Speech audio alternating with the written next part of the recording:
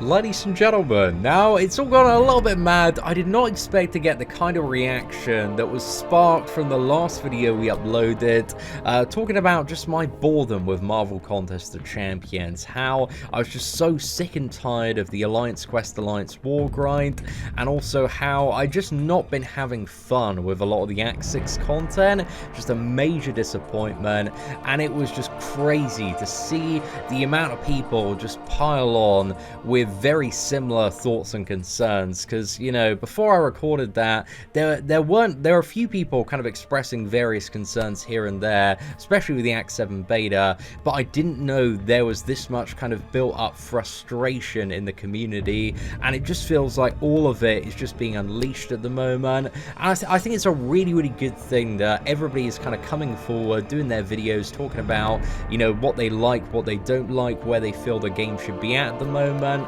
And I feel like all of the conversation is really helping to highlight some of the core problems with the game, and hopefully this is going to lead to some really, really good changes. However, I think the thing is, like, none of these changes or stuff that I'd like to see is going to be done overnight. It's going to be the course of, like, this stuff might come if Kabam decides to take action, if they decide to properly pull a finger out over the course of the next few months. But it sounds like you know, this recent, like, just mega wildfire backlash has really, like, hit Kabam, and they understand, okay, like, our players, we make a game, and our players are not enjoying the game, they're not enjoying the direction. We need to take a serious look, or else people are going to stop playing, they're going to stop spending. So hopefully this is finally the thing that causes them to pull a finger out, because in all honesty, man, like, a lot of this feedback is very ongoing. Like, even last year, man, we were talking about, like, Act 6 and the champion gates. You know, we made several videos talking about that. You know, even a fun little CEO parody as well with the peasant gates. And then Act 6.2 releases. Like, I don't even want to clear it, man. I delayed Act 6.2 until, like, earlier this year. It was just a horrible time, man. Even the completion is, like, super, super iffy as well with that Mr. Sinister boss. And I swear they got so much feedback with 6.2, it was mad. But then they also responded to that with 6.3, and we're going to go over this response as well today, along with the Act 7 beta response. And I feel like, looking back on how they responded to 6.2 with 6.3, they just ended up going back on, like, everything they said with the 6.3 and the lessons they learned with Act 7 and deeper parts of Act 6 as well. So I looked back on this, I was reading it, man, and I was like, wow, they've literally just gone back on every single one of those points, not only in stuff like 6.3, but 6.4, Act 7 as well. So I'm like, what was really the point of that? So I really hope that they can, like, properly take on board stuff this time, man. I really, really do hope, because, like, looking back on their, like, 6.3 response, where, you know, no more gates in Act 6 was, like, finally announced, and everybody was rejoicing, because it was like, oh, Kabam, they might have learned a lesson. But then 6.3 and 6.4, don't get me wrong, there are some good parts, but there are also some very niche parts, and I really didn't like the buff system in 6.3. But anyway, let's talk about the response to the Act 7 beta. So Kabam Welker replied, and I thought this was a pretty well written post. So basically, thanking everybody for the beta. What's required after this beta is much more than replacing some problematic defenders and retuning some attack values. There is work to be done. I'd like to share some important takeaways from this beta that we're going to embrace going forward as we craft this chapter and the future of the contest. Number 1, we are eager to start designing more nodes and encounters that do not punish players for not bringing in the perfect counter, and do more to reward the optimal play. We also acknowledge that the optimal play shouldn't mean bringing in one of these 5 specific champions, or I hope you like intercepting, except for in very specific situations. So I think this is, like, a great takeaway, man, because the majority of Act 6 really is like, bring in one of these 5 specific champions that can get the job done, because the node is so incredibly niche. So I like seeing them acknowledge that, and hopefully that's really drilled in, man.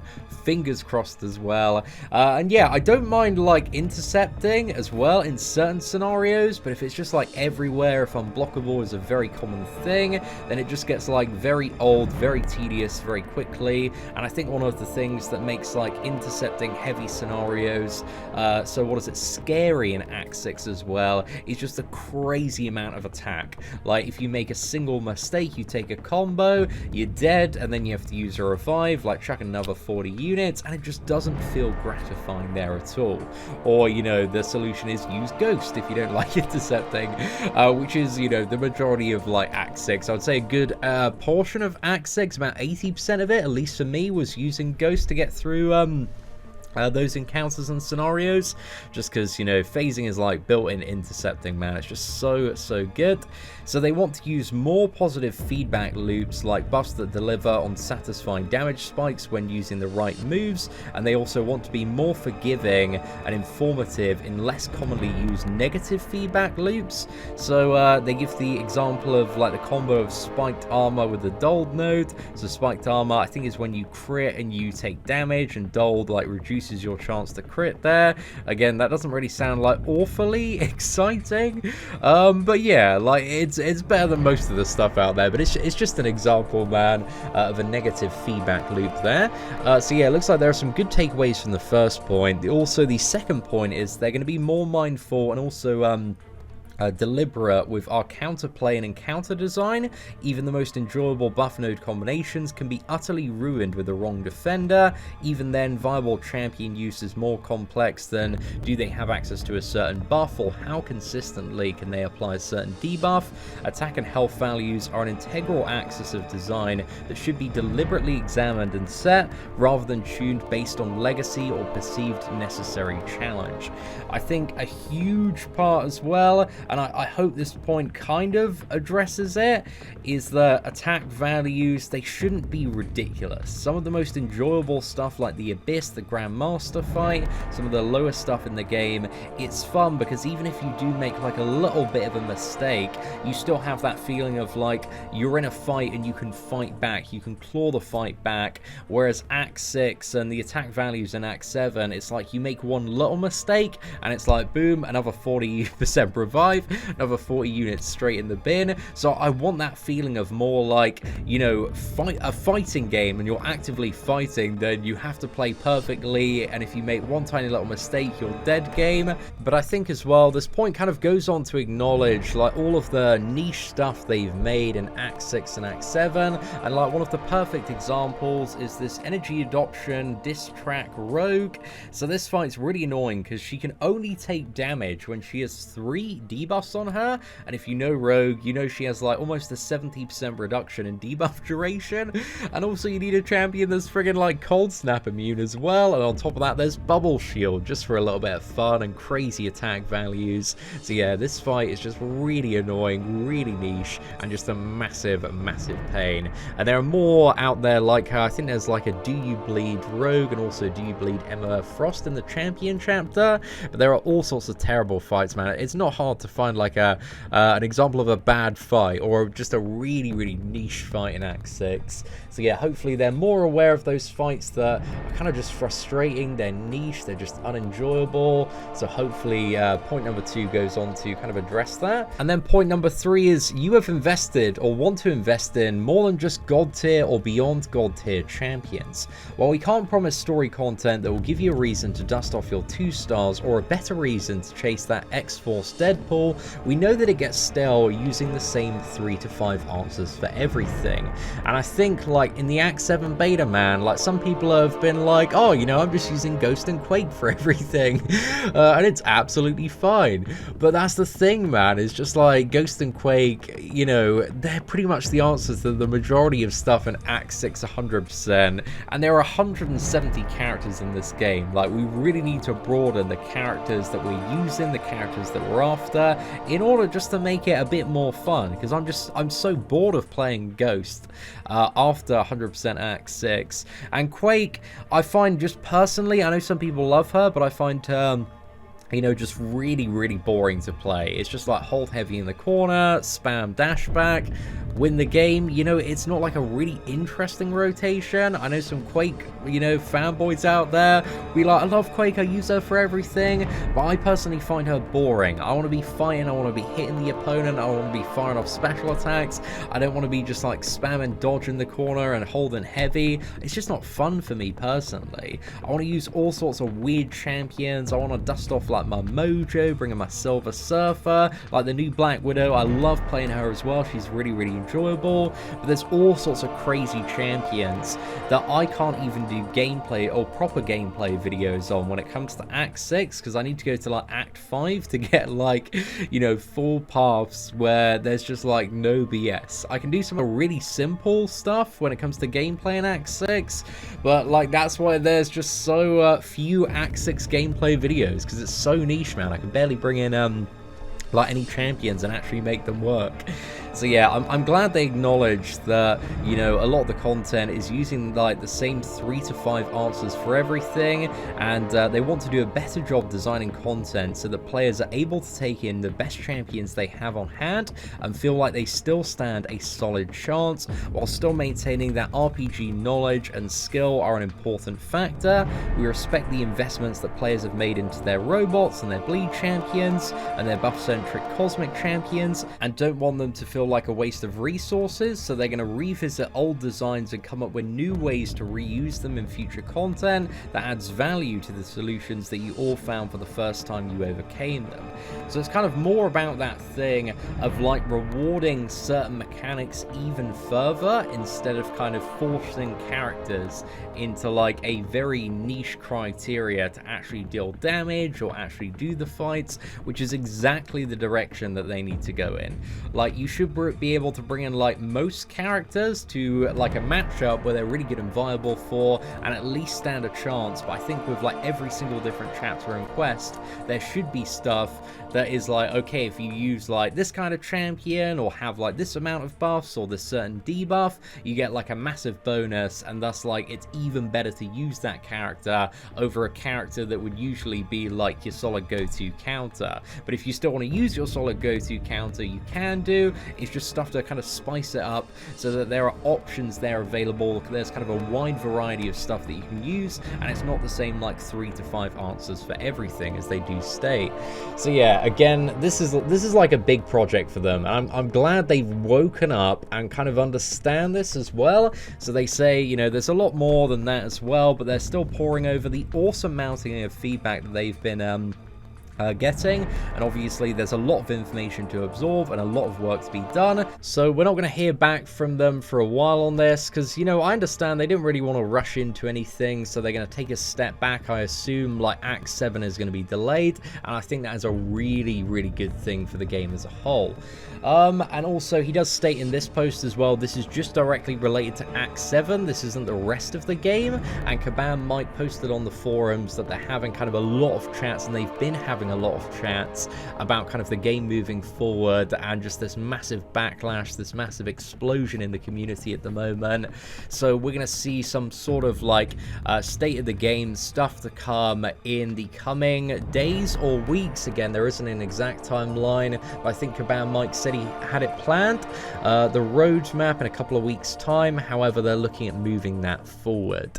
So yeah, I think this is something, again, Kabam, in terms of their response, they really need to think out, because in the past, like, I'm just gonna like bring it up now as well and talk about a few of these points. This was the response that they released with the Act 6 Chapter 3 beta, about 5-star and 6-star champion gates, and some of the lessons that they learned. So the first one was 5 and 6-star requirements offered no benefit, only a hindrance, and thus felt arbitrary, which is 100% true there, but also making, you know, very specific nodes in Act 6.3 and Act 6.4 only for a very small handful of characters is kind of another form of gating the wider majority of characters out, on top of already the 5 and 6-star restrictions. And this is like the second thing as well. The specific utility required by some paths coupled by the 5 and 6-star requirements created a sense of get lucky or spend as the way to complete and explore this content.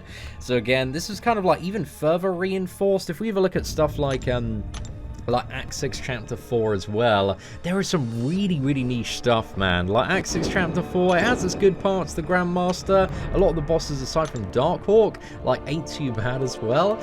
But, like, there's just some really niche stuff, man. If we ever look at this friggin', like, Regeneration Path, the Gimme Path here, there's 200% power gain. On top of that, the Defender takes 75% less damage, and also, there's Power Sting whenever you gain a bar of power. So the only way that you can deal damage is by healing, and then when you heal, 400% of the amount you heal is dealt as damage to the Defender.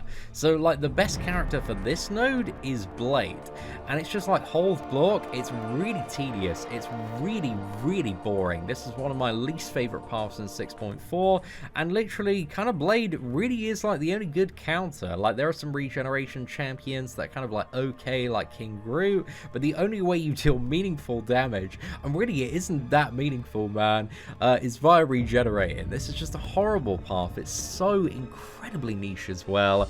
So yeah, there was like stuff that required very specific utility and very specific champions, even in 6.3 and 6.4. And don't even get me started about that freaking Darkhawk boss, man. That Darkhawk boss is absolutely horrendous as well.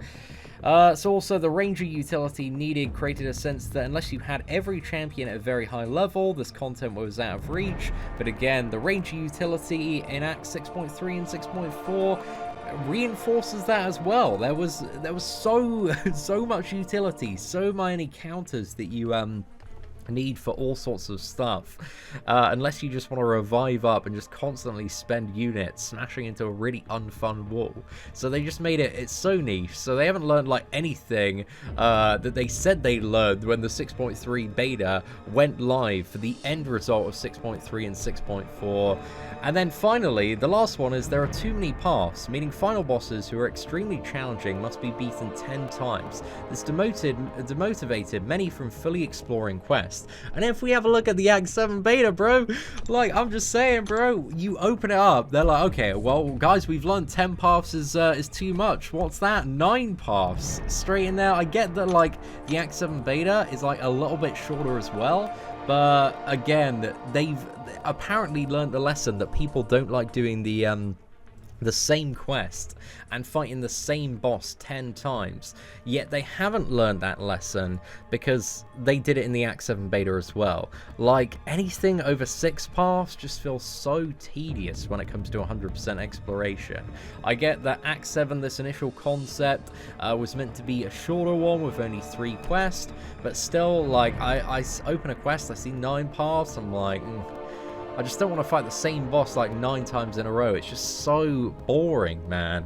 So yeah, it just seems like the headline feedback and all the big takeaways from stuff that they apparently learned, you know, 6 to 8 months ago was just not applied to any of the future 6.3, 6.4, or Act 7 beta content. And that makes me, you know, cynical. It makes me cynical of, like, whatever they say, because I know that they've said stuff in the past, and anybody that plays this game knows that they've said stuff in the past, and we feel like they've understood, but then when it comes to them actually doing stuff, it's like, oh, they don't understand. They haven't actually gone through with the lessons that they apparently learned. So this is the thing that makes me cynical towards everything that they say moving forward. So it's kind of like at that stage of the game, man, where it's been so long that we don't want words, we want actions. However, actions aren't going to come immediately, and I can completely understand that they just can't take a hammer to everything. They can't jump in overnight. They need to very carefully think about what they want to do moving forward.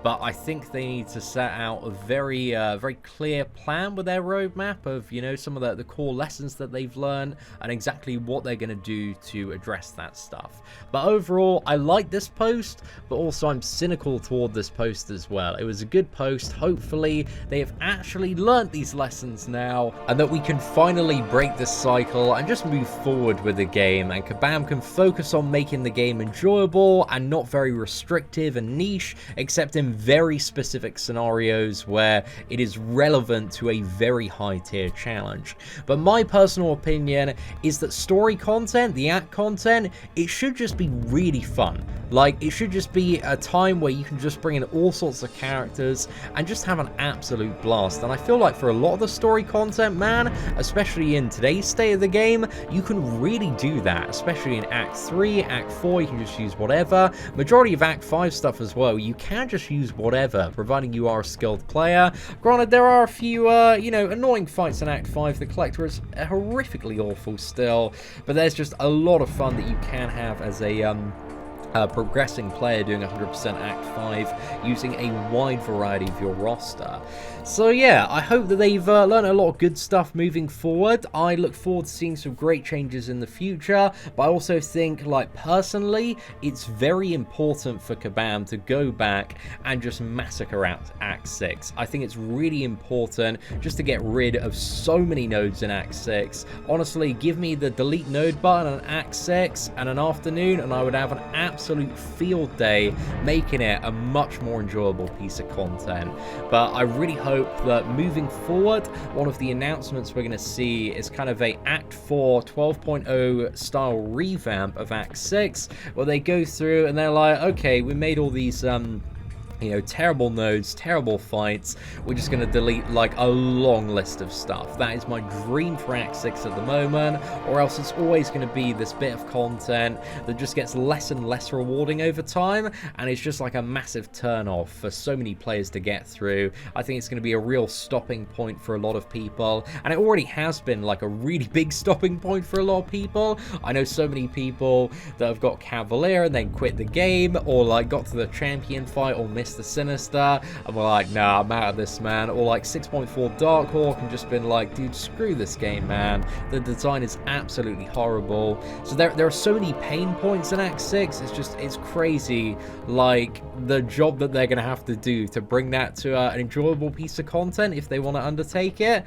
But honestly, I think you could improve a lot of stuff with the remove node button and a few Red Bulls as well. A good low afternoon on that. But again, that's what I'm very, very hopeful to see moving forward. Because again, I'm a massive whale. I have, you know, every single champion in the game, and I really didn't enjoy it. It was a terrible experience to 100%. It really, really unfun. So I hope that we see some pretty big changes there. So overall, I must say, man, you know, I've been playing this game for like 4 and a bit years. I've seen plenty of scandals, plenty of drama, and one thing I can really appreciate is the kind of open and humble tone that Kabam are taking to all of this feedback at the moment. There have been many, many times, if you've been playing this game for like more than a year and a bit, you'll know that there have been quite a few scandals where they're very closed off, dismissive, straight out of the gate. But here, it's kind of like very open arms. I think they've realized that this is like a building frustration that is suddenly all starting to erupt, and that people are just really, really sick of the direction that they're taking the game at the moment.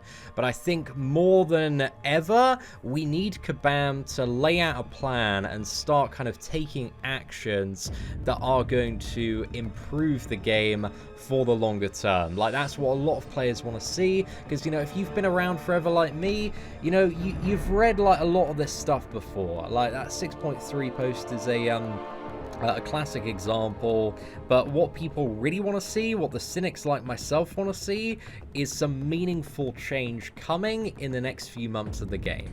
And I know it's going to take a little bit of time, but Kabam really need to kind of outline that roadmap of like what's to come, how they feel about certain stuff, the character acquisition, the fact that like 80% of characters in the game are really irrelevant for all sorts of endgame content. They need to kind of address the wider state of the game at the moment and really get on top of this. And I believe they have an excellent opportunity to do so.